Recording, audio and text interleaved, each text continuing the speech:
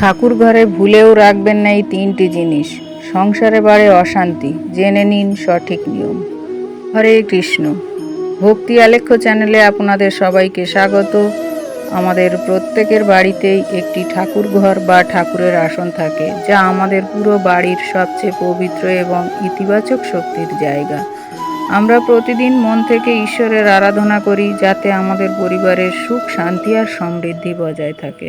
কিন্তু অনেক সময় অজান্তেই আমরা ঠাকুর ঘরে এমন কিছু ভুল করে ফেলি, এমন কিছু জিনিস রেখে দিই, যার ফলে বাড়িতে নেতিবাচক শক্তির প্রভাব বাড়ে এবং অশান্তি তৈরি হয়। আজ আমি আপনাদের বলবো শাস্ত্রমতে এমন তিনটি জিনিসের কথা, যা ঠাকুর ঘরে ভুলেও রাখা উচিত নয়। হ্যাঁ, ঠাকুর ঘরে প্রথমেই যে জিনিসটি রাখা উচিত নয় সেটি হলো ভাঙা বা ফাটল ধরা ঠাকুরের মূর্তি বা ছবি। অনেকের বাড়িতেই দেখা যায় ঠাকুরের কোনো পুরনো ছবির কাঁচ ফেটে গেছে বা মাটির পাথরের তৈরি কোনো অংশ সামান্য ভেঙে গেছে। আমরা ভালোবেসে বা মায়ায় পড়ে সেগুলো ঠাকুর ঘর থেকে ফেলি না, কিন্তু শাস্ত্রমতে ভাঙা বা খণ্ডিত মূর্তি পূজা করা একদম উচিত নয়। যদি কোনো মূর্তি বা ছবি ভেঙে যায়, তবে সেটিকে কোনো পবিত্র নদী বা জলাশয়ে বিসর্জন দিয়ে দেওয়া উচিত এবং সেইখানে নতুন ছবি প্রতিষ্ঠা করা ভালো।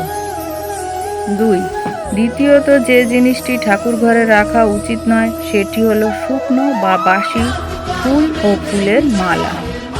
আমরা প্রতিদিন ভগবানকে টাটকা ফুল আর মালা দিয়ে সাজাই, কিন্তু অনেক সময়ের অভাবে বা অলসতার কারণে আগের দিনের বাসি বা শুকিয়ে যাওয়া মালা আমরা ঠাকুরের আসনেই রেখে দিই।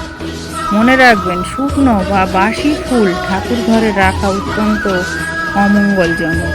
শুকনো ফুল হতাশা এবং নেতিবাচকতার প্রতীক, তাই প্রতিদিন সকালে পুজো শুরুর আগে আগের দিনের বাসি ফুল ভক্তি ভরে সরিয়ে কোনো গাছের গোড়ায় রেখে দিন। তৃতীয়ত যে জিনিসটি ঠাকুর ঘরে রাখা উচিত নয় সেটি হলো প্রয়াত পূর্বপুরুষের বা গুরুজনদের ছবি ঠাকুরের সাথে রাখা।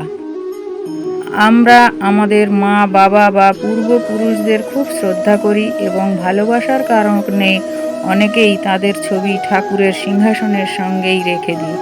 কিন্তু শাস্ত্র অনুযায়ী পিতৃপুরুষের স্থান অত্যন্ত প্রিয় হলেও তা দেবদেবীর আসনের সাথে রাখা ঠিক নয়। দেবতাদের সাথে মানুষের ছবি একসাথে পুজো করলে ঠাকুর ঘরের পবিত্রতার ভারসাম্য নষ্ট হয়। তাই পূর্বপুরুষদের ছবি সবসময় ঠাকুর ঘরের বাইরে দক্ষিণ দিকের দেওয়ালে আলাদাভাবে রাখা উচিত, ঈশ্বরের আসনের সঙ্গে নয়। সংসারের সুখ শান্তি আমাদের এই ছোট নিয়মের উপরেই নির্ভর করে। নিষ্ঠা আর সঠিক নিয়মে পূজা করলে ঈশ্বরের আশীর্বাদ সবসময় আপনাদের পরিবারের ওপর বজায় থাকবে। যদি ঘরোয়া এই টিপসগুলি আপনাদের ভালো লাগে, তবে ভিডিওটি লাইক করবেন এবং চ্যানেলটি সাবস্ক্রাইব করে আমাদের পাশে থাকবেন এবং কমেন্টে হরে কৃষ্ণ লিখে জানাবেন। সবাই ভালো থাকুন, সুস্থ থাকুন, শান্তিতে থাকুন। দেখা হচ্ছে পরের ভিডিওতে। হরে কৃষ্ণ। রাধে রাধে।